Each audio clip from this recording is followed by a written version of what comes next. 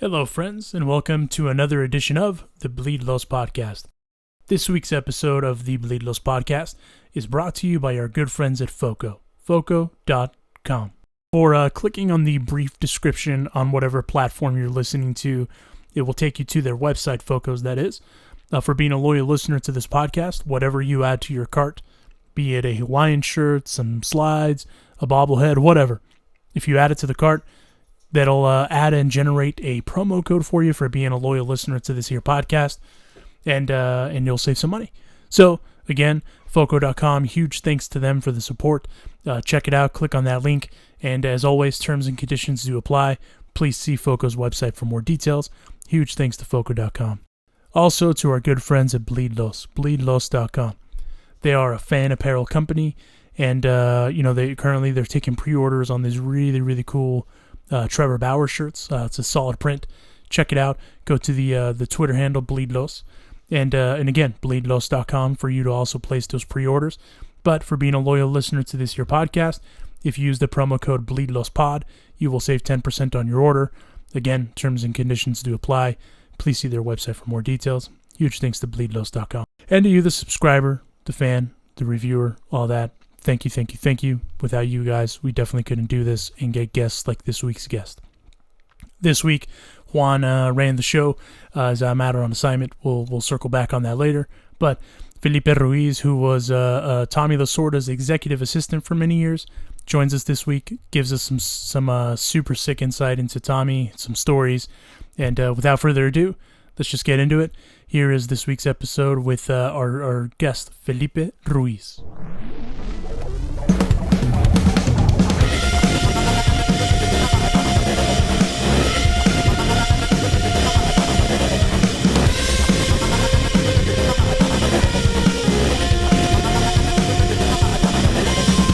This is Todd Lights, public address announcer for your Los Angeles Dodgers. And now, it's time for the Bleed Los Podcast with your hosts Alonso and Juan, with the babyface gimmick in the sky, Roger.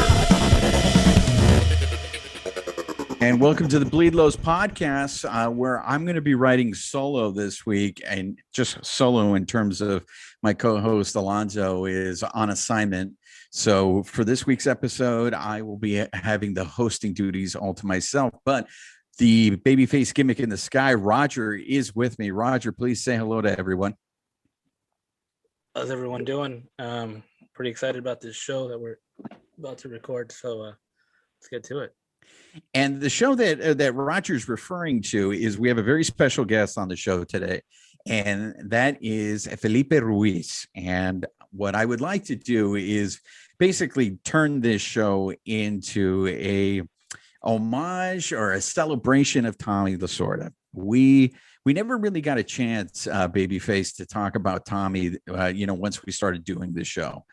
And, both, Felipe, we have Felipe on the line with us.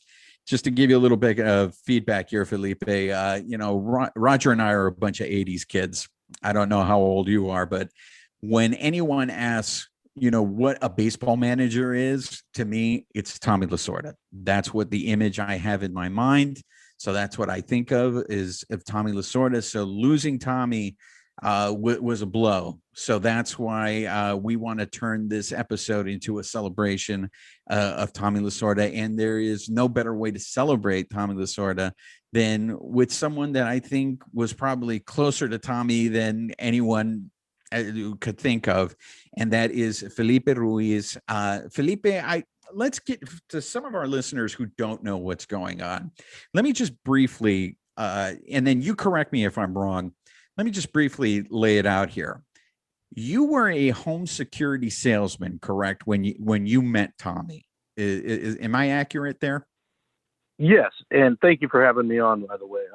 Yes, when I first met Tommy, I got around Tommy by setting up a security system at his house, which, that alone to me was like, oh my God, what am I doing here? Setting up a security alarm, getting around a guy like Tommy Lasorda was, to me, like you said, for me, that was the manager growing up as a Dodger fan, a guy that grew up watching baseball. That was the guy, right? And to get around a guy like that, First off, just to even set up the security alarm, to be honest, was like, wow, what am I doing here in his house? And, looking over some of his memorabilia, it was just surreal, right? So, when I set up the security alarm, it was just myself and his wife and my buddy. His name's Javi, which is the technician. What we did is we talked to her about setting up a security alarm camera with the life alert pendant and the cameras and everything, because at that point, Tommy was still going 100 miles an hour, where he was traveling everywhere, doing events. He was doing speaking engagements.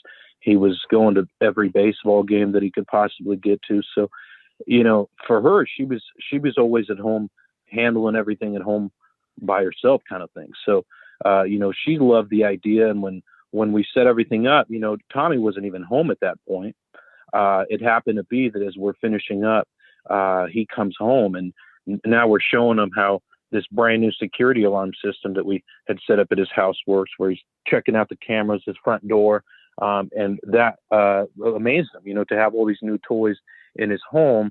And, that in mind, as we're getting ready to leave, we showing him how it all works. And I say, hey, Tommy, if there's anything ever that goes wrong with these cameras, I'm a huge Dodger fan. I mean, it'd be an honor. Just call me and I'll come over and take care of it at any time.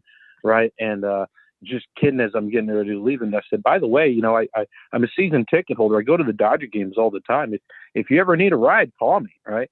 And it was real kidding, like never really thought he'd actually ever call, but what happened from that is about a week later, I'm at work and my phone rings, and I obviously had saved Tommy Lasorda's number and his contact was in there, and it pops up, and I thought, oh my God, like, is there something wrong with the security alarm or the cameras or something already?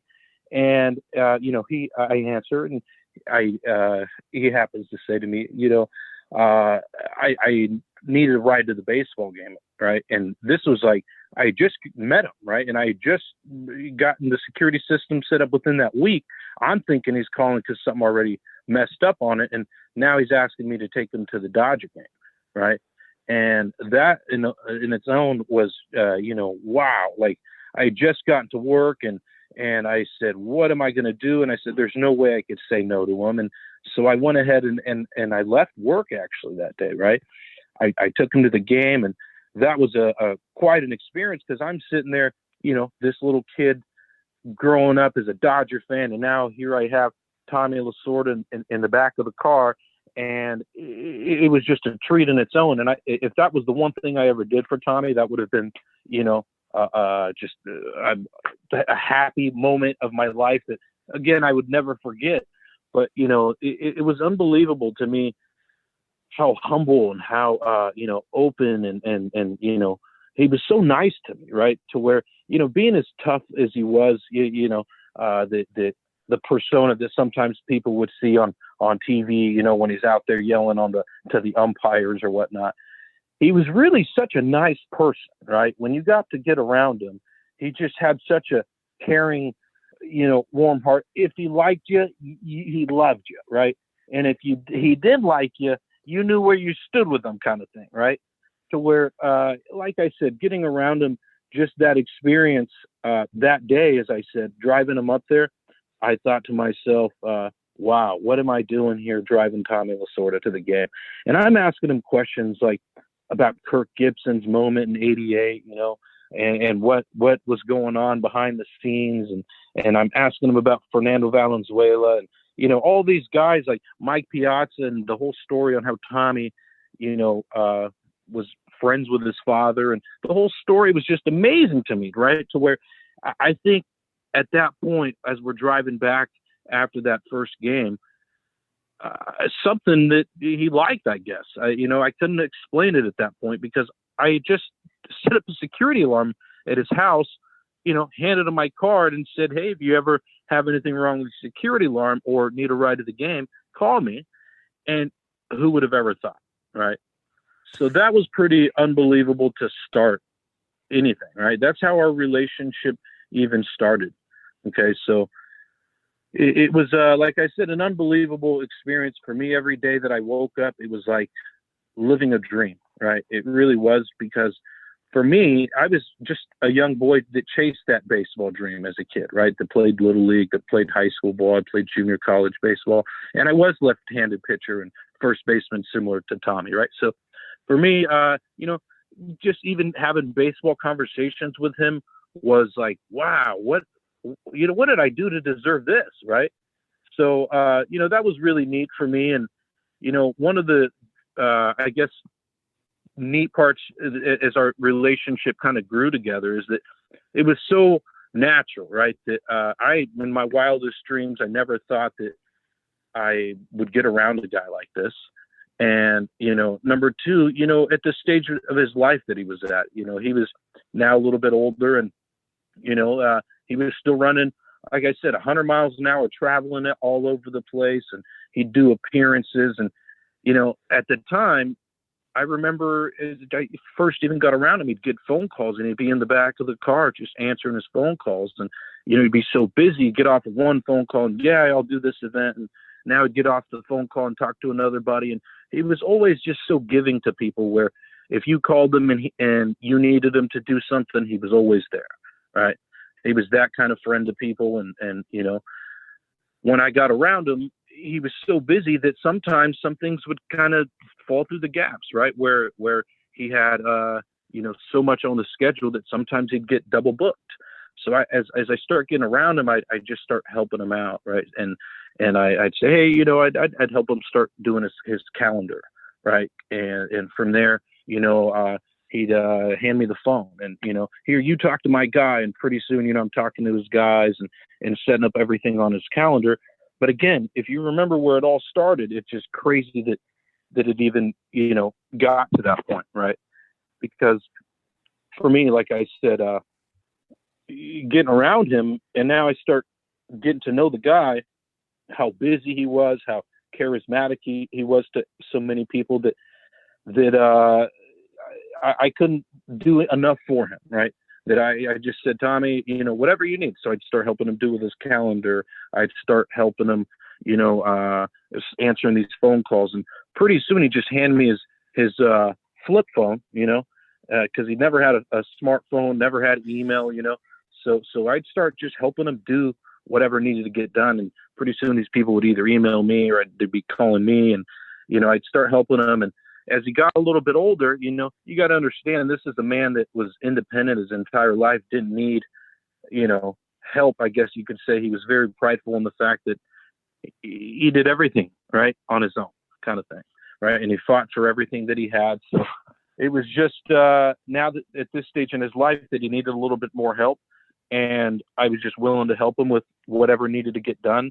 It wasn't that I had a title even at one point, it was just this guy hanging out with, my buddy, as I looked at him, and I was just willing to help him do whatever needed to get done, whatever hours needed to get done. And, that to me was unbelievable, just to, like I said, to get around him.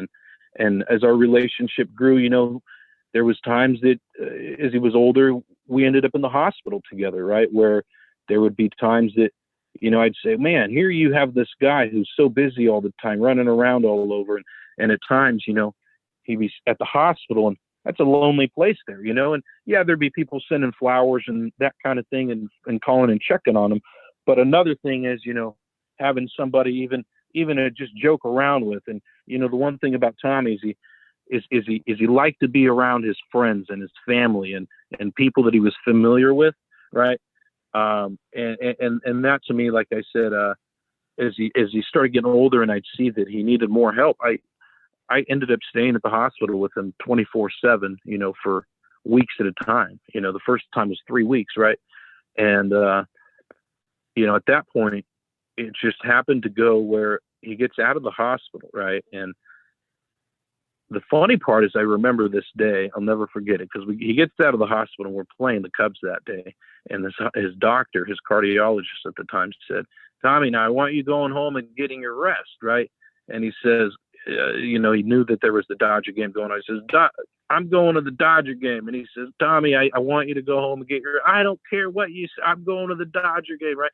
And he ends up going to the Dodger game that night. Right. So the fact is that he couldn't miss a Dodger game, no matter how he felt. If he was at the hospital, he'd be fighting to get out of the hospital to go to the Dodger game or make that event that he promised his buddy he was going to go to. You know, that was Tommy, right? So for me, that was an unbelievable experience to get. Not only, you know, as a kid, the guy that you see hollering at the umpire and you know, you hear those stories that he had back then, which is really cool, but more so to get to know the guy as a person, right? That was, you know, just an unbelievable bond that I had with him. You know, I looked at him as more than a boss, right? I looked at him as my you know, mentor, you know, like he became a father to me, right? And you know, that was the neat part about Tommy Lasorda, is he could be whoever you needed him to be, right? I mean, for so many fans and so many different people, I'd walk up to him and call him Uncle Tommy, and you know, he had so many godsons, and you know, he just was everywhere, right? And again, just it was an unbelievable experience. As I told you to begin with, it was like living a dream every day. Wow, Felipe, I got to tell you, listening, you can hear it in your voice, the affection that you have for him. Being that you you were a season ticket holder for the Dodgers and you've been a Dodger fan, I got to ask you this: since you've had the opportunity to talk baseball with Tommy, you mentioned talking about Fernando and asking him, talking about Gibson. Can you, I want to know, like, what made you a Dodger fan and what is your first Dodger memory that you have? Is there something that stands out for you? You know, as a young kid, grew up in Southern California, and my family, just everyone around me had been a Dodger fan, right? So I just kind of fell into being a Dodger fan. But for me, where I really fell into loving the Dodgers personally was, you know, I'm a Hispanic left-handed pitcher, and Fernando just really, you know, as he did for a lot of Hispanics, just really drew them, right? And you couldn't help but just cheer for the guy and want him to do great, right? So you know, those moments for me are something that I'll remember as a kid. And you know, another thing is my birthday's October 15th. The day that Kirk Gibson hit a home run. You know, I was a year old and I hadn't seen a World Series. Obviously, I couldn't remember at 1 years old. But now to be able to have lived that experience, you know, not just as a fan, but you know, being part of the organization, you know, for the 6 years that I was, it was just an unbelievable, you know, thing to live. Right? It was like making it to the big leagues, even though I didn't do it as a player. You know, getting around with Tommy, I got to live a lot of that experience, you know, getting around a lot of the ball players and getting to know a lot of the, you know, his old guys that played for him. And, you know, you have owners of teams and you meet presidents and just so many different people that you never knew who you were going to be having dinner with, right? Tommy Lasorda, if we went into, no matter what city we went to, right, there was an Italian restaurant and a buddy that he had there waiting for him, and you never knew who that buddy was going to be, you know? So that was pretty neat. But, you know, now that you mentioned it, so you're Hispanic. What are you Mexican or? Yes. Okay. So being that Tommy was known for his Italian feast, I mean, this was probably before your time because you sound like you were a youngin'.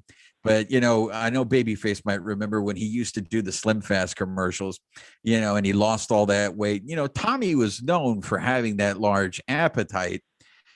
This is something that we do on the show. We ask all our guests, you know, being that you're Mexican, what is your favorite taco? What is your go-to taco? And is there a restaurant, I mean, a taco place that you love to go to? I'll tell you that nobody could beat my mom's tacos, right? I mean, which ones? What are those? Are they carne asada? Are they?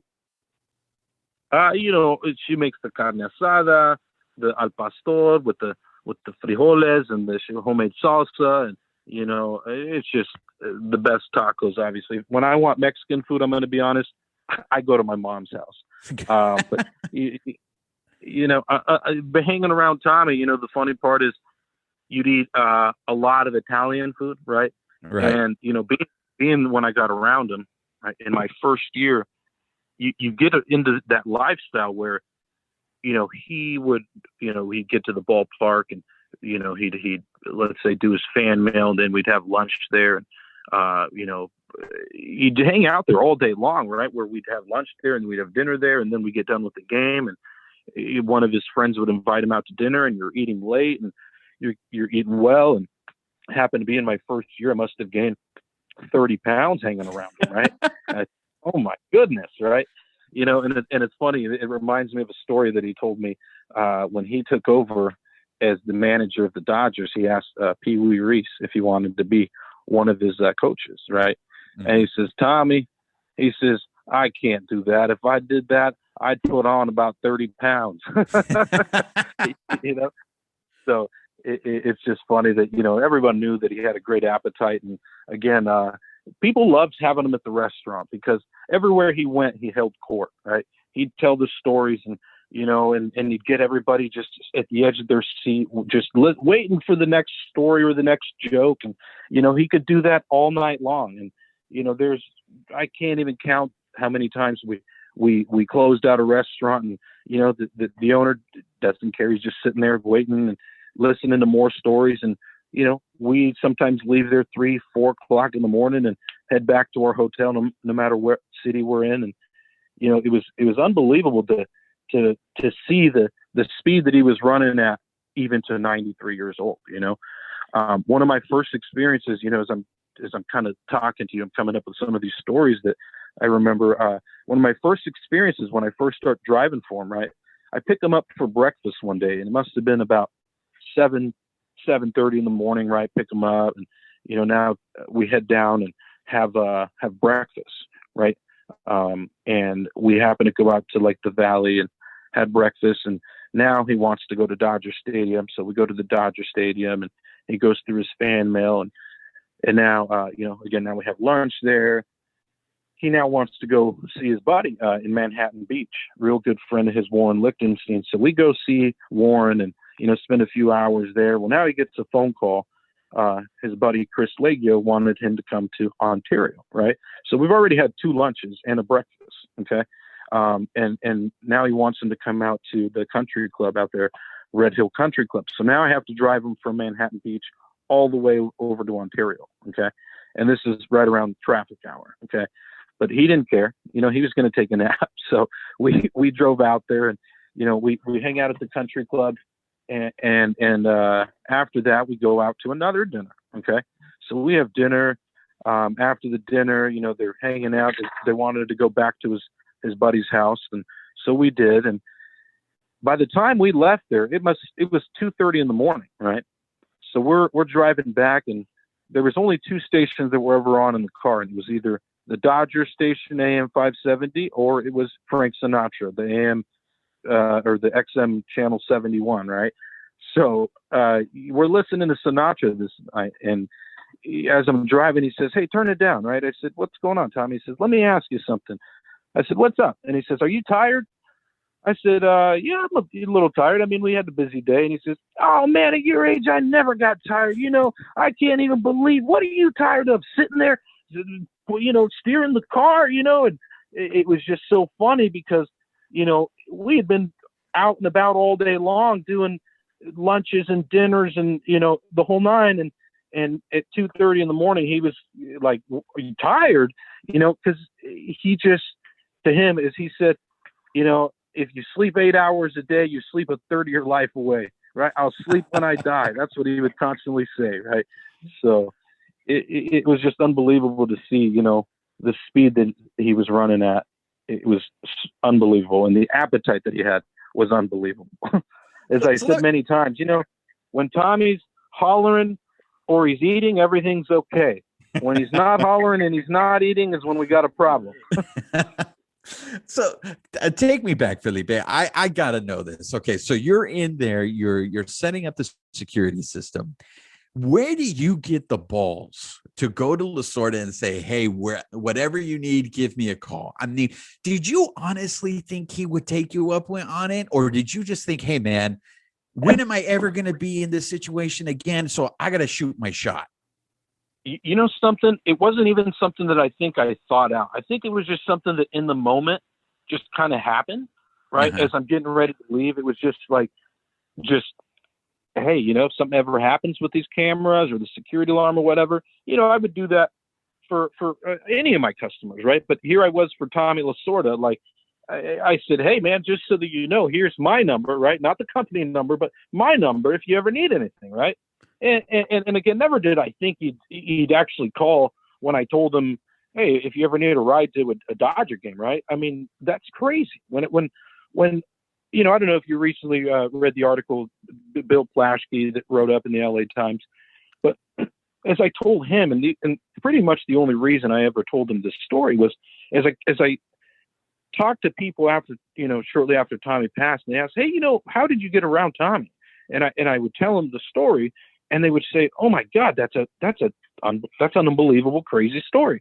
And I'm like, yes, you know, it really is. And the more that I kept thinking about it, it was like, you know, it really was so unbelievable for myself, you know, being a little kid that grew up a Dodger fan and, you know, played baseball my whole life and chased the baseball dream. And, you know, I knew Tommy Lasorda my whole life, right? Well, I mean, the day that he retired in 97, right, or 96, I remember it. It was like you know, kind of like a day that is very similar to the day that unfortunately that Kobe passed, right? It's just, you'll never forget that moment in that day. And I remember reading it and hearing it on the television, you know, as a kid, like, oh my God, Tommy Lasorda is no longer going to manage the Dodgers. And I thought, whoa, like that's crazy, right? I couldn't imagine anybody else managing the Dodgers but Tommy Lasorda, right?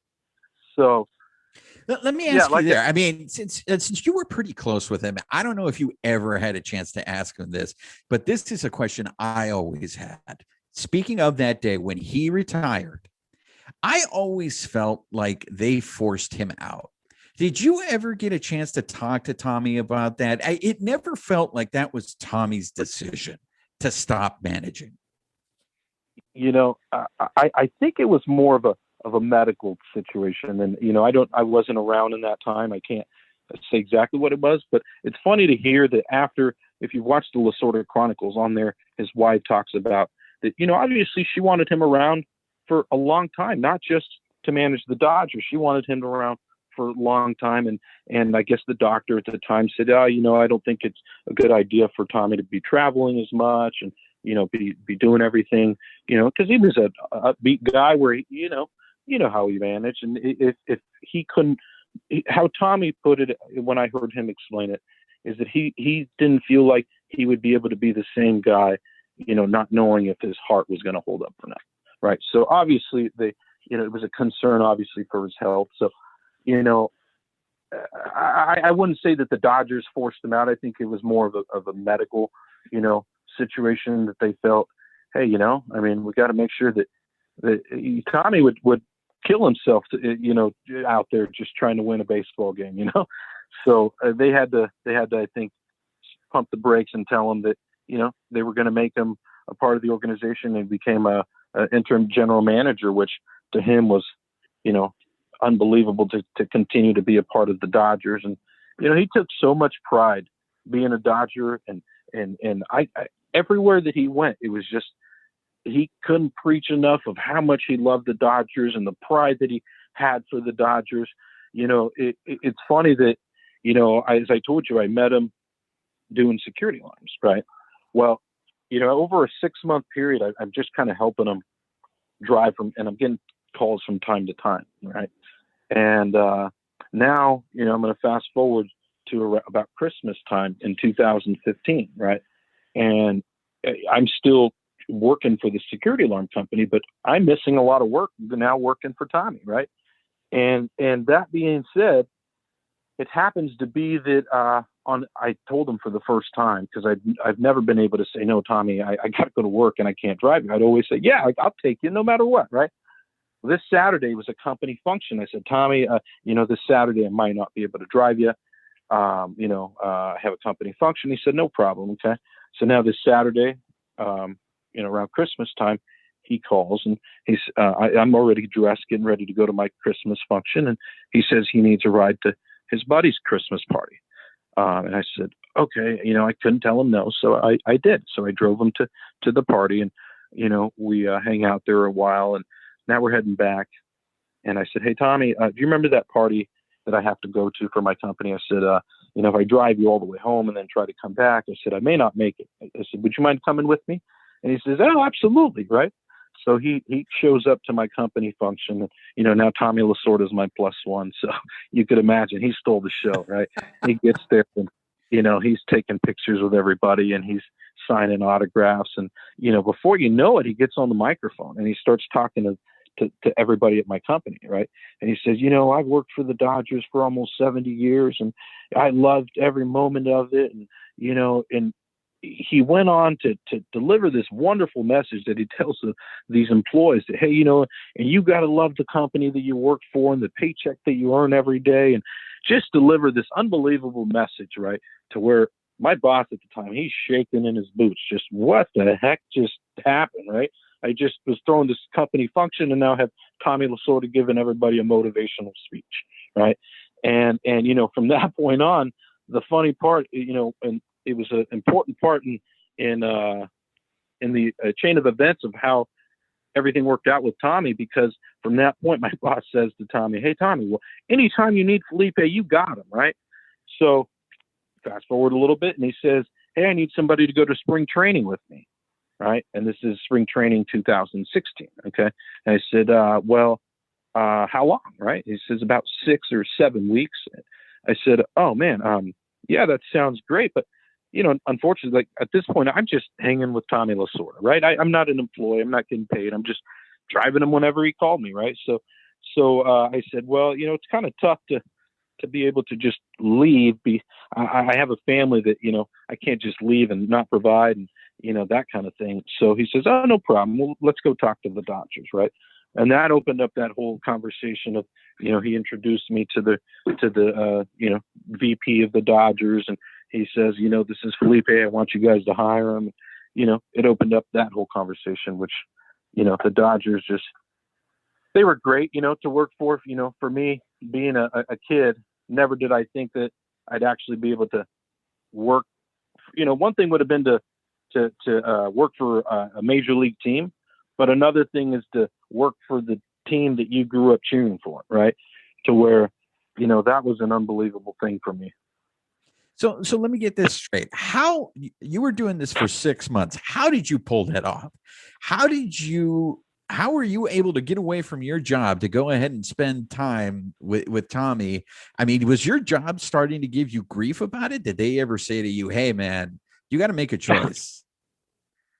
I mean, as I think back, it was crazy how I juggled it all, right? Mm-hmm. And it was just, I couldn't tell him no, right? I just felt like if he's calling me, he could call anybody in the world, but here he's calling me for a reason. Like, I can't tell him no, right? So I would figure out a way to make it work, right? And I'll never forget the very first time that I told my boss that I actually, because obviously, as you said, when you're missing work a little bit now, and you were doing, alarm sales, your numbers are down a little bit, right? Right. So the first time I told him, he said, what's going on? I said, I left work early. I gave Tommy Lasorda a ride to the game. He said, get out of here, man. He was used a little bit more explicit language, right? But he says, what? You're out of your mind. You're crazy. No, you did not, right? I said, yes, I did, right?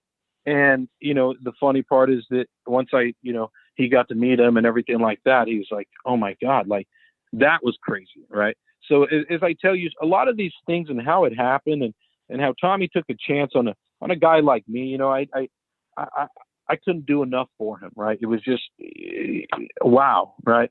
So like I said, Tommy was just a special person, to me, as I got to get to know the person, not just the guy you see on television, right? He was such a better person. And one of the big things that I think I always loved seeing with him is he could talk to anybody, right? Whether it was a little kid, your grandpa, your aunt, your uncle, it didn't matter, right? But especially with kids, he was so great with them because he took the time for kids, right? Because he knew, when he was a kid, what it was like to he never forgot where he came from, number one. never forgot, how he was a proud Italian, but, even being the little kid and what it felt like getting around a big leaguer. Right. And, he would always preach to his players a story that he said as a kid, that, when he was a young kid, I think said he was about 14 years old. He was at that point going to a Catholic school, and they had a thing where if you were the cross guard for the entire year, they take you to a baseball game at the end of the year, right? So in those days, he grew up in Philadelphia, and he says he goes to his first game, and there was a guy there, because that was selling programs. So he bought a program, and he's going around and getting signatures from guys, and now I guess he there was a guy that kind of shooed him away and like, oh, he had a bad game or whatnot. After the game, he didn't want to sign, and he happened to see that the guy's name was Buster Manor, right? So he never forgot that name. Okay, and years later, as Tommy now was in the minor leagues, right, working his way as a pitcher, he says one day in the minor leagues he hears over the loudspeaker, now batting for I forget the team that was playing back then, but it was Buster Manor up at the plate.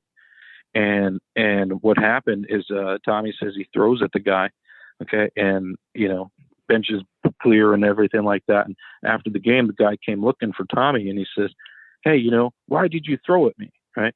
And he says, and he went on to tell him the story when he was a kid. He wouldn't sign his program. The guy couldn't believe it, right?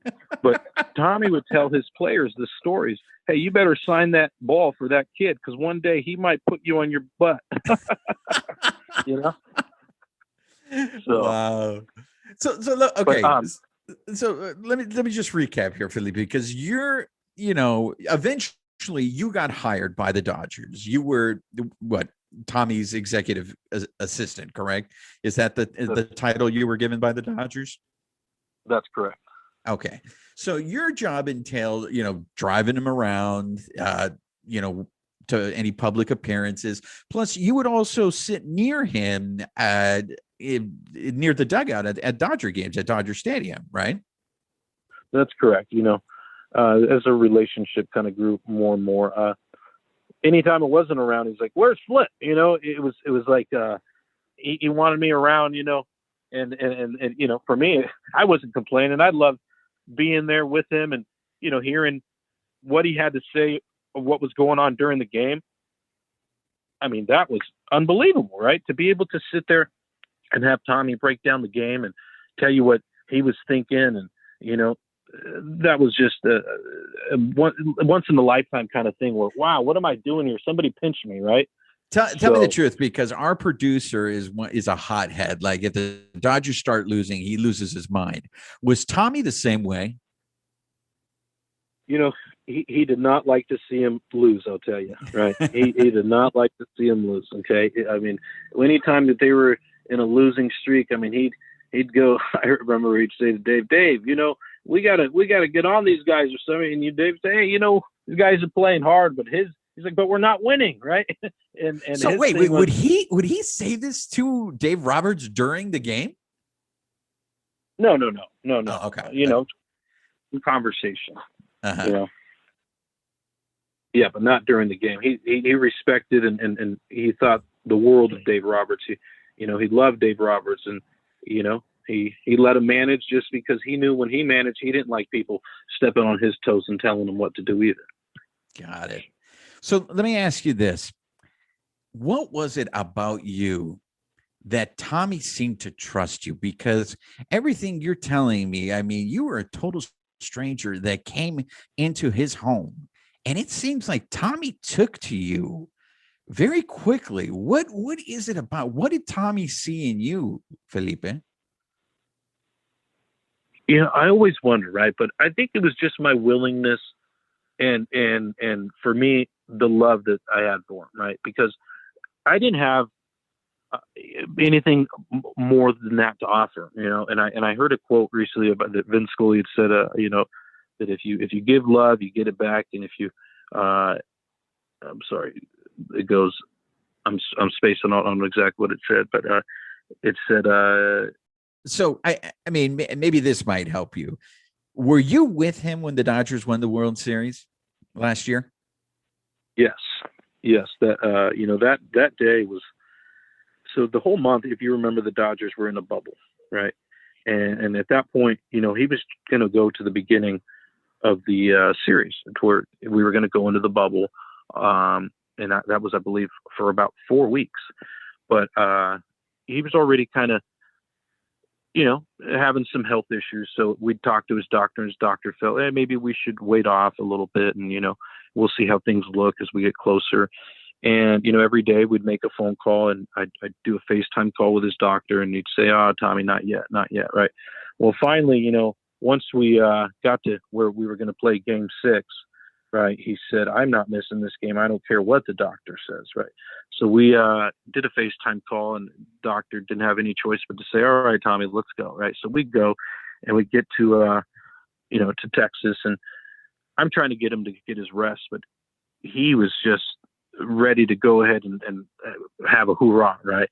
Because once we got to the stadium, he went ahead and he comes alive, right? Being around the fans and being around his friends, and he was telling the stories and having a great time.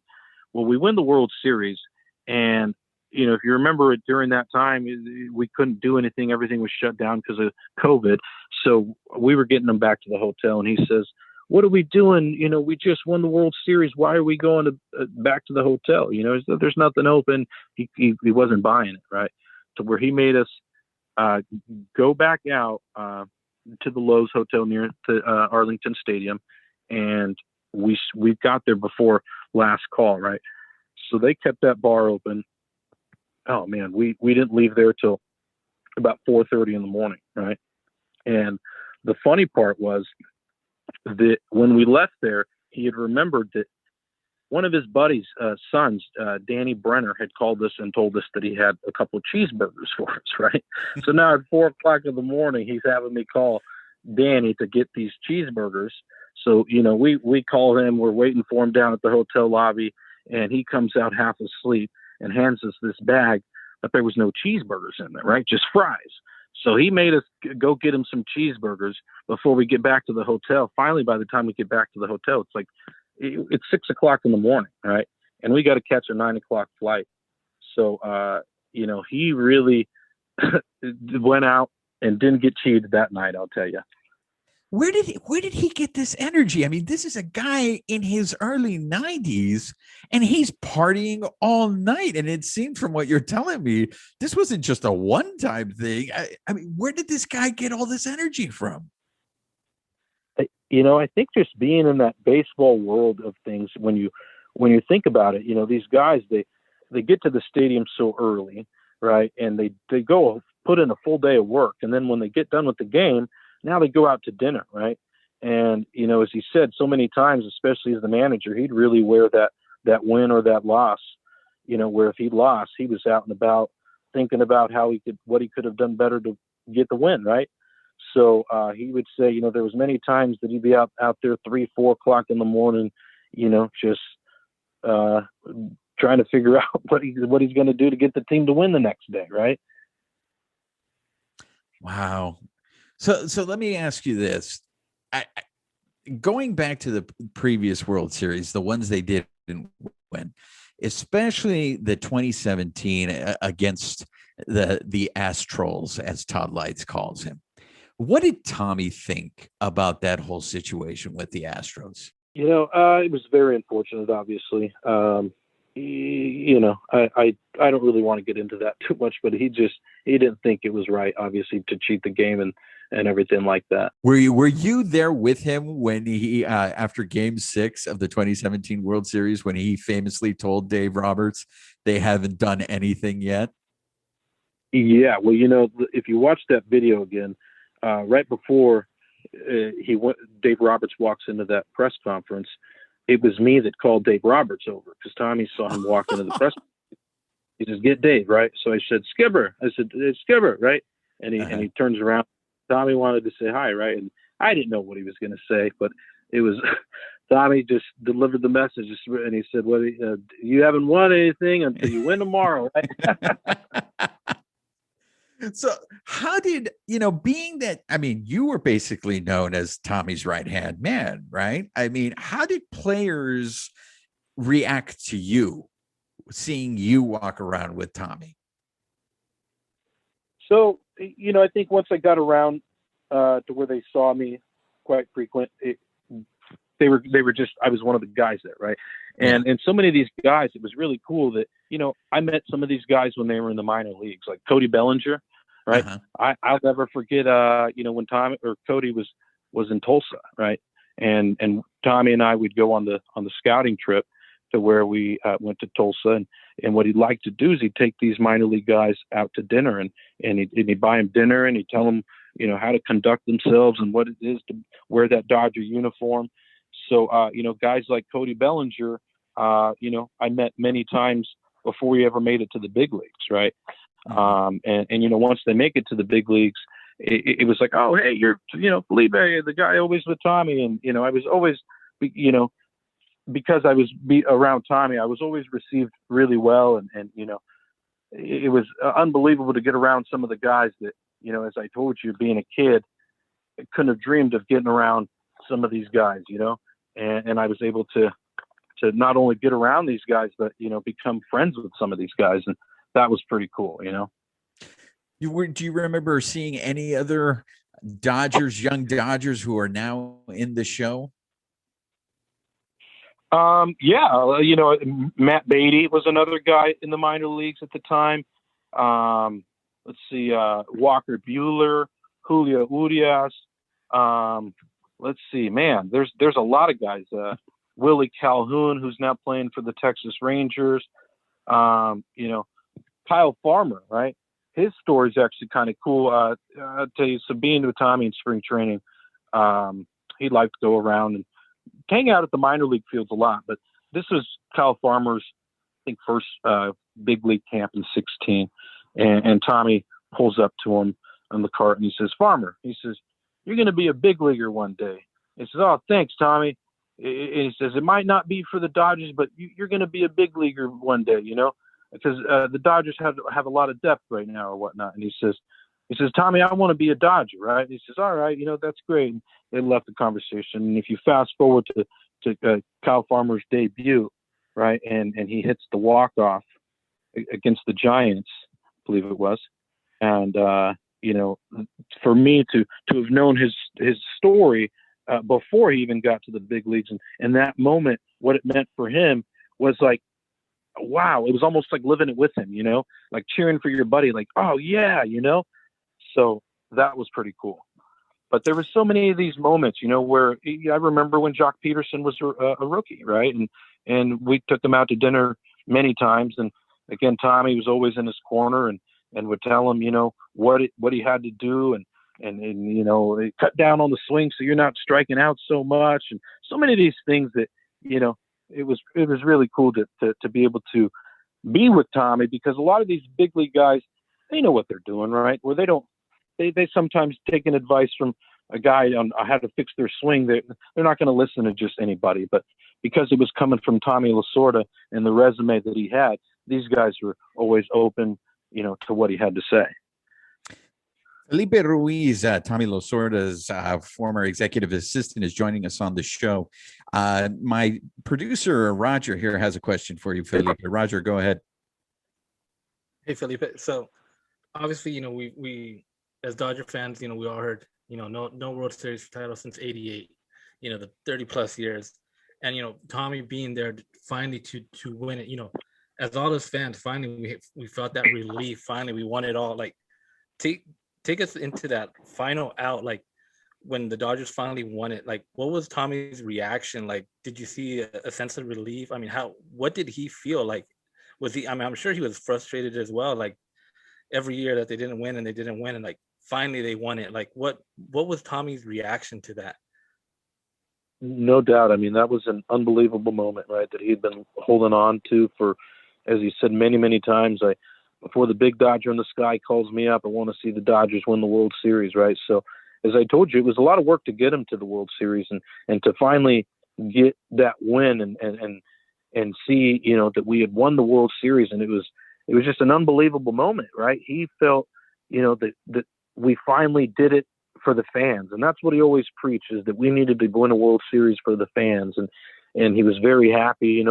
as I told you that night, he couldn't stop celebrating, right? He was just ready to party and enjoy that night because we hadn't won one in 30-something years, which was crazy to him. You know, he felt that the Dodgers should win a World Series every year. Listening to you, I can't help but think that, and maybe you were like this beforehand, but it seems like a lot of Tommy has rubbed off on you. I mean, listening to you talk, it almost sounds like, we have Tommy here. Now, were you around him when he's telling those inspirational stories? Like, were you able to be there when he was addressing the teams in spring training, trying to inspire them? Absolutely. So those are some of the great things that I was able to experience, getting around Tommy. I'd hear all his speeches, and all these speeches that he'd tell, I'd heard so many times that it was like, as you said, I've heard these stories so many times that they're drilled into me, right? Even the way that I drive now, I could hear him in the back seat where he was always sitting right behind me. And he just get in the left lane, and here I'd go, right. And even now, the way that I drive, he's just drilled in there so much that it's just, like I said, he rubbed off on me in so many different ways that I can't, as I'm sitting here trying to think of every story, it's so unbelievable. Well, I mean, when I first saw your story on the Bill, for those of you who are of our listeners, if you aren't aware of yet, Bill Plaschke wrote a very, very, very interesting profile on Felipe, and he's covered a lot of what was in that story. But it was great to be able to have you on to actually hear your voice. And even though you're telling me this, I still can't believe that you got to do this. I mean, do you feel like you won the lottery? Oh, no doubt, right? Every day that I woke up, I felt like I said, like I was living a dream. And, for me, it was really, even after the fact, as I, again, kept telling the story, I felt like it was just God's plan where, everything that I had done prior to even working for Tommy was kind of like some of the things that I felt like I needed to do and take place in my life for that moment to happen, right? It was just too many things that had to happen for it to happen. And it did, right? When I thought about all that, I said, oh my God, like that was God's plan. It's kind of crazy, right? So that was pretty surreal, right? It's just an unbelievable thing to sit there and think about that. Why me, right? Why did I get so lucky?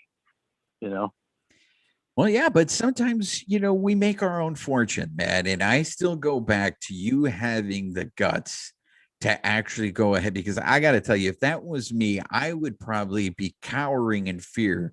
Not only that I was in Tommy Lasorda's house, like I don't know if I'd be able to do what you did, but I think it speaks volumes of the type of person that you are, that you were willing to do that. So my last question to you is, even if the Dodgers wouldn't have hired you as his executive assistant, how long do you think you would have kept doing this for Tommy? Forever. I mean, I felt like I said that I was just hanging out with my buddy. I never really felt like I was working, and one of the things he always preaches, he said that, when you love what you do, you've never worked a day in your life, right? For me, I never felt like I was working, right? It never felt like when I got up to get ready, like, oh my God, I have to go work for Tommy, right? Or I have to go to the doctor. Like it was never that feeling, right? So to me, it was just every day I'd wake up and I'd go hang out with my buddy, right? And we never knew what we were getting into, right? We could be traveling, we could be at a baseball game, we could be at a Laker game. You never knew what you were getting into, but you just had to be ready, right? And for anything, right? I mean, there was times that we'd be driving in the car, and he'd get a phone call, and that his buddy wanted him, to come out to Tennessee because one of his other friends was sick, right? Where he says, all right, let's go. I said, what, he wanted me to set up the plane. I said, for when? He says, today. What do you mean today? So he was just, okay. So we literally had to get home, pack a bag, and get on a plane to Nashville, right? And this was just unplanned in the middle of the day, to where you never knew what you were getting into. So last one from me before we end the show, Felipe. After looking back on this entire experience with him, what's the one thing that you can take away from all of this? The one thing that I could take away from this is, all the relationships and friendships that I've now established from Tommy and being around Tommy. He's still making an impact in my life even today, right? And it's just like I said, to me, I even though he's not here, to me, a lot of his wisdom and a lot of his lessons and everything that he preached, is so instilled into me that I'm a lot of those ways now, right? To where, getting around, now his wife, and anytime that, something happens, I got a story just like Tommy, right? And he'd always go ahead and shoot off a story about, depending on the occasion, he'd always have a story for no matter what the occasion was, right? And that being said, I've heard these stories so many times that I felt so lucky to be able to hear them, that now I try to pass them on, right? And I try to tell these stories as many times as I can, because, again, one day that I'm not here, I want these same stories and these same lessons to keep being passed on, because a lot of what he stood for, like we talked about, the respect and the morals and, the ultimate patriot, how much love he had for being an American and being Italian. And, it just speaks so much of who he was, and he never forgot where he came from. Right. So, one of the things that always amazed me with him is he lived in the same house in Fullerton his entire life. Right. As a matter of fact, he said one year the LA Times printed up an article of celebrities and the net worth of their homes. And there was guys on there with 10 million and 15, 20 million. And his is at the very bottom, 41,000 is what he paid for his house.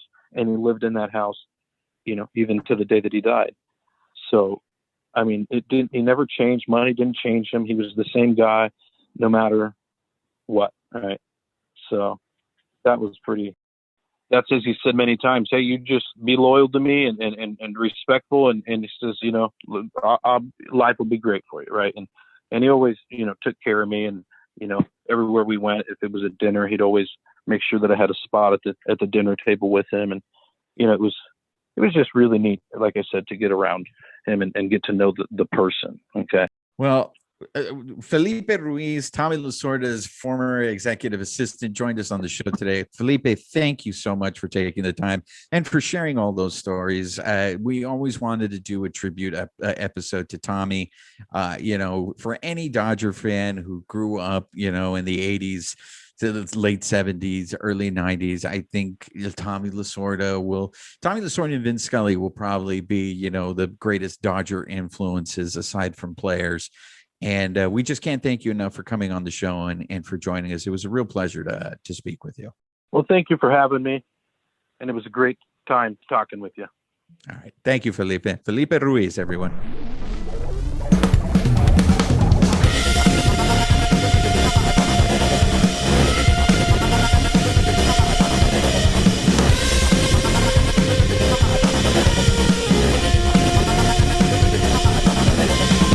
Thank you for listening to this week's episode. Please subscribe and leave a review to the Bleed Los Podcast. The Bleed Los Podcast is a Dodgers Beat production.